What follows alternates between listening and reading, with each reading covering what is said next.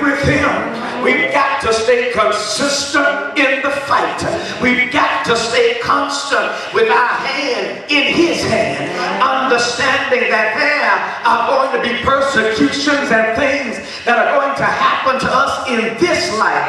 But as long as I just stay in the master's hand, then everything is going to work out just fine. Finishing what you started means that you've got to get to the end to get the reward. That was one of the things that the Apostle Paul understood as he told the Philippian church. He knew that he hadn't already attained, neither was he already perfect, but he was running after that which had already got a hold on him. And it was because of that Paul said, there's one thing that I just absolutely have to do. I've got to forget those things which are behind and just keep reaching forward unto those things which are before. See, there's some stuff behind you that if you stand still will catch up to you. That's why you got to keep looking in front of you.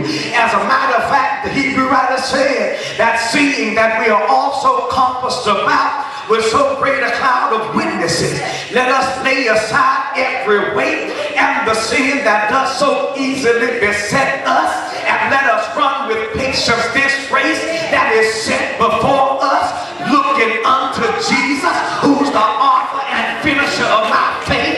If Jesus finished his race, if Jesus finished his course, then I got to finish my race. Jesus didn't give out on us as he was going up Calvary's hill, and I can't give out on him as I'm climbing my hill. Jesus didn't give up on us when they put nails in his hands, so I can't give up on him when folk are trying to wipe my hands. Jesus didn't give up on us when they put nails in his feet. I can't give up on him just because somebody's stepping on my feet. When Jesus didn't give up on us when they pierced him in the side, and I can't give up on him when folks stab me in the back. Jesus didn't give up on us when they talked about him at the foot of the cross, and I can't give up on him while I'm bearing my cross. The same thing Jesus did for you is the same thing he wants you to do for him. He went all the way to the cross, despised the shame, laid down his life, learned obedience through the things which he suffered, so that he could become the eternal author of our salvation. And if that's what Jesus did for me, then that's exactly what I got to do for him. He didn't give up halfway on the cross. He made it all the way to the cross, got up on the cross, hung on the cross, and then said from the cross, it is finished. I ain't leaving y'all half done. I've done everything that needed to have been done. And the same thing I did for my father is the same thing you need to do for your father. You got to run on now and see what the end is going to be.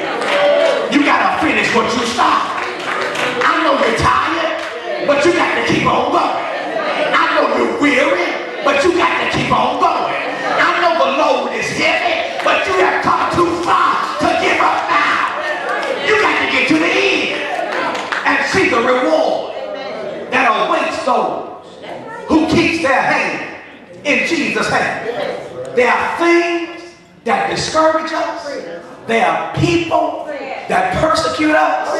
There are some things that happen that causes us to become disheartened and dismayed. Sometimes we lose focus, but you better not drop out the race.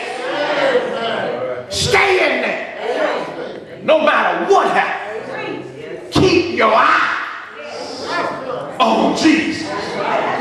That's where you need to look. Don't look in the pews now. Oh, please don't look in the pews. That will mess up your vision. You'll be nearsighted and farsighted at the same time. Looking at folk in the pew. Keep your eyes on Jesus. Because that's the one that finished for me. Before he gave up the ghost, he said, it is finished. When they put the crown of thorns on his head, that was just the beginning. when the false witnesses came before Caiaphas and Pilate lied on him, talking about it, he did think, he didn't do. That was just the beginning. When they snatched his clothes off of him and beat his back over till it was just a bloody mess, that was just the beginning. When they laid an old rugged cross on his bloody, battered, and bruised back, that was just the beginning. When they laid him up there at Calvary's hill, nailed him to it, hung him up there. Here he was hanging on that cross for hours. Not for minutes, but for hours. The Bible even indicates from the 6th to the 9th hour, darkness covered the land. That's 3 hours right there. Amen. From the 6th, that's 3 hours right there. 3 hours hanging up in agony. Yet he went all the way through. Could have at any moment said, Father, this is unbearable. I don't know if I can go through with this. But when he got up off his knees in the garden, his mind was made up to go ahead and finish what he had started.